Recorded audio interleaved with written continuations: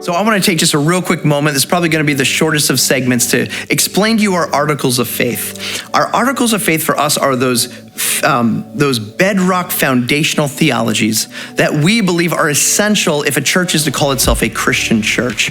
There are a lot of things that we can agree to disagree on as a church, but for us, these are the non-negotiables.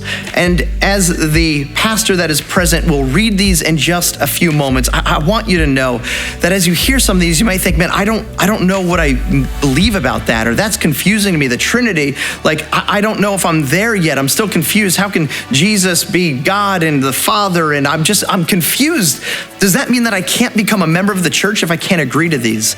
And the answer is yes, you can be a member still. I think that's important because part of the process of faith is growing in your knowledge of God. And that can only happen if you're part of the church. And so we definitely want you in.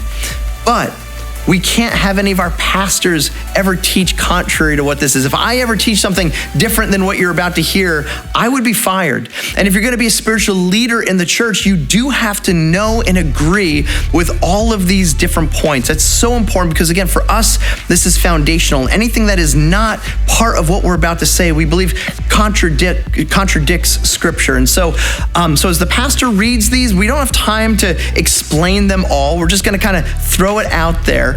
But if you have questions on any of them, that's great to set up a meeting for another time, and they'd love to help you start to digest some of these important theological truths that are the bedrock of who we are as Centerpoint and what we would say is the bedrock of the Christian faith.